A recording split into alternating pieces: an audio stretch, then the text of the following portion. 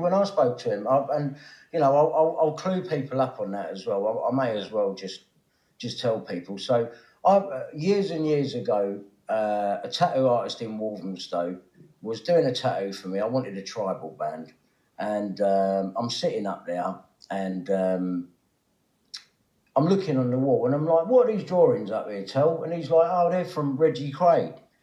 And I'm like, "Fuck off, you don't know the Krays." He was like, "I do, I'll get a VO and I'll take you down there." So that's what he done. He got a VO and he took me, my ex-wife Natasha, Tony Mortimer, and obviously Terry tattoo artist, and he drove us down. I think we went, it was either Maidstone or Dover, it was one of the two. And we went in, and we got Peter Sutcliffe on the table behind us, Yorkshire Ripper. He's just sitting over there, getting on with it. And we sat down, and Reggie Kray come out.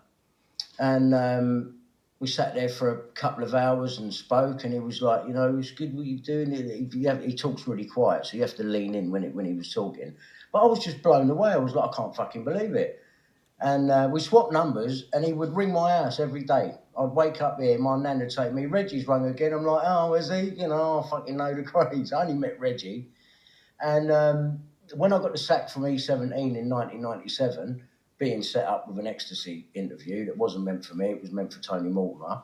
But because I told the manager what I thought of him and I found out what he'd done, I stood up and had a go at the manager.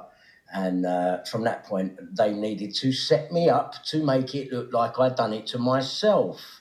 So they set up an interview at Top of the Pops with a guy called Anthony Simon, who just started out in regional radio. And I gave him his break. And they wanted to talk to Tony, but they gave him me. And I basically said what Tony said to a guy, what Tony said to an interviewer when he was talking to The Guardian. I remember walking in on the interview and looking at John thinking, "Fuck, should he be saying that?" But the Guardian interview guy didn't turn Tony over and done a good piece. I said a lot of the same things. I said some things that were, you know, I shouldn't have said, but I didn't think anyone would give a fuck, really. You know, I didn't realise that they was going to make a big thing out of it. And the next morning, I was public enemy #1 over talking about the drug ecstasy. And when I got sacked, Reggie Kray sent me a tape from his prison cell. And it's actually, you know, it was a nice thing of him to do. And he starts off by telling me, you know, don't forget all about your bad thoughts, you know, be single-minded. You know, you're only young yet. You're only 23. You know, just picturise it, visualise it, and it'll all happen.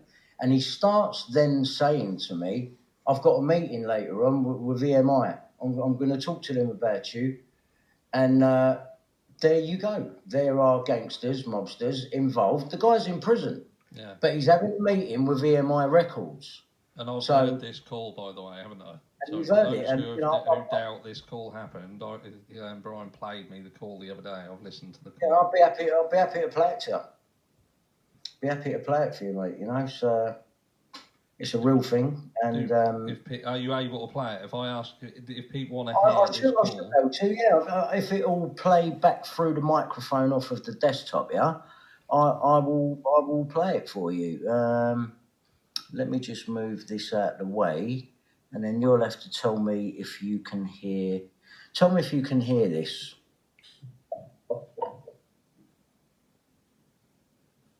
Good morning, Brian. Yeah. Mr. Kray speaking. Yeah, you can hear that, yeah? Yeah. Right, let me rewind it and I'll play a bit for you.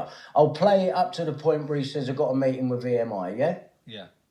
All right, so anyone that's out there that thinks that gangsters are not involved with record companies, right? Listen very closely. This is something... One of the most notorious gangsters of our lifetime. And you know what? He was a really nice bloke. He never said anything fucking wrong to me. He was respectable. He was trying to give me lyrics. I couldn't believe it. Butterfly of Love. I've got Reggie Kray sending me song lyrics. Butterfly of Love. I could not believe what was happening to me. I couldn't believe it. I didn't even want to go, "Oh, I don't want to do it." You know what I mean? He was a nice bloke. You know, everyone's going to have different stories about him, but I can only speak from my own personal experience. And to me, he was really nice, and I haven't got anything bad to say about him. I never met his brother.